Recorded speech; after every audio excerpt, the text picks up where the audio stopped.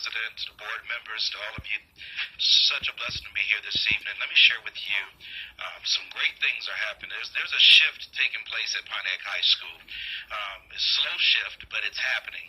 And one of the things we have at Pontiac High School, as she mentioned, is our B.E.A.M program with the Phoenix Intervention Center. What we're trying to do is share with the students that when they come to the intervention center that it's not incarceration.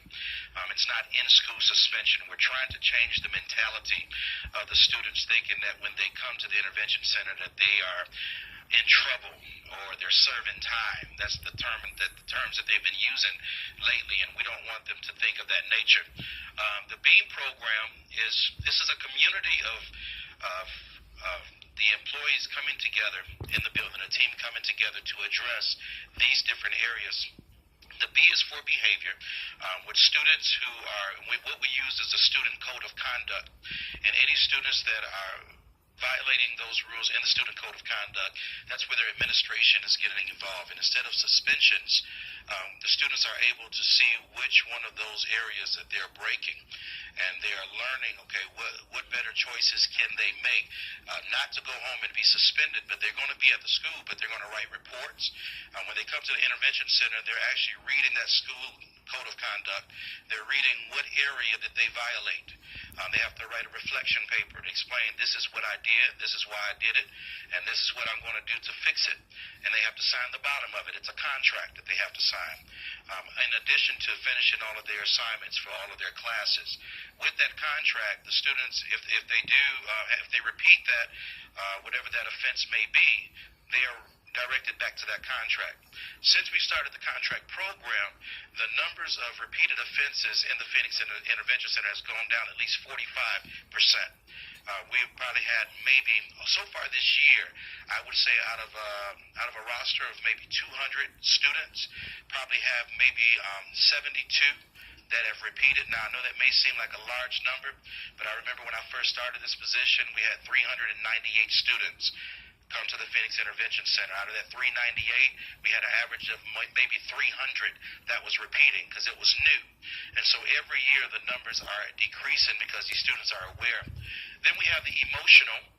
So when students come in, sometimes their behaviors may be one way, but once I sit down and speak with them, a lot of it is dealing with emotional issues. They're having a bad day. Lights got cut off the previous night. Don't have heat in the house. I mean, there's so many different factors that we look at. So when a teacher or even administrator send a student to the PIC, once I sit down and speak with that student, I'm able to learn within that first 10 minutes, Mr. Sanders, this is why I have a bad attitude. This is why I was disrespectful. Now, we're not condoning it, but we're trying to find, okay, now that we are able to identify this, what can we do to express those emotions to where you're not disrupting the classroom environment? One good thing about the emotional piece is we're also able to collaborate with the counseling department. Angela Powell-Matlock, who's our at-risk social worker, and the other counselors, and she's able to connect with Easter SEALs. And so if there's an emotional issue to where it's beyond what we can handle, we transfer it to those other departments. Then we go to the academic. That's where our teachers get involved. We've had quite a few teachers that have volunteered during their prep time to say, Mr. Sanders, how can I come down and assist with students that need help with assignments? That has been really good. Our numbers have increased with students improving in their classes. One of the questions that was asked is when a student comes down, what type of academic intervention are we implementing in the program? Well, when these teachers are coming down, these students are not just sitting there. That's why we don't call it in-school suspension. They're in there working on the new assignments as well as any old assignments.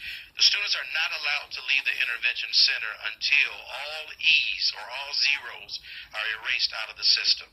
So if it takes 2 or 3 days, they are not allowed to leave until those assignments are made up. Also with the academic, we have Oakland University, who has been a great help. Oakland University's College Club has been coming with their tutoring program, helping our students that have below a C average. So any students that come that arrive to the Phoenix Intervention with academic issues, I refer them to the College Club so that those volunteers can come and help them as well. And then last but not least is our mentoring program. The Oakland County Ministerial Fellowship, which is now led by Pastor Jones, and welcome. has been really, really helpful. We had Pastor Jackson come and donate quite a few snacks. We appreciate that. We also we've had Pastor Derek Rutley, who came today. Pastor Rutley has about a team of 15 volunteers that have completed their forms and their applications. They're going to be coming to the school twice a week. I've gotten a number of calls from churches that have said, we have volunteers, what can we do? And so that's the mentoring program. And what they're doing is they're coming in and talking with the students, sitting down with them at lunch. What amazed me today is as they were walking through the halls, the students already knew who they were.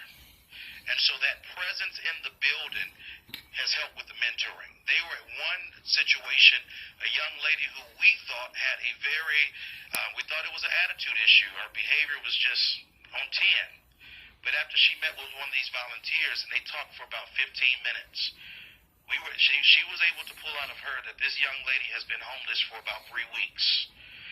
The reason why she's not in uniform because all of her clothes are at DHS. They're packed in a box. So until she finds a stable home, that's when she's able to wear a uniform. So that attitude comes from the frustration as when I leave here after 6th hour, everybody else getting on the bus is going home. I have no idea where I'm going. But yet she's coming to school every day.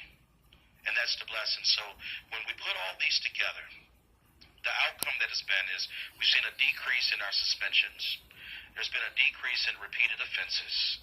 Students are not, maybe now the numbers are high only for students not coming to school with an ID. And I'll take that over fights and disrespecting teachers and so forth. We have a decrease of meltdowns. Students with heavy emotional issues are not reacting in the classroom, but they receive a pass and say, can I go to the intervention center? And we have an increase in a positive outlook with the students. And then the greatest thing, as I mentioned before, is the increase in the community support. So the Phoenix Intervention Center has been a blessing. Not only the numbers have shown, but if you just come and visit, if you just come to the center and see over $500 worth of school supplies that have been donated since the beginning of the school year. Somebody just dropped off today deodorant, snack crackers, juices. It is such a great help, and the students greatly appreciate it. So the Intervention Center is playing a major role in the shift that's taking place at Pontiac High School. Thank you.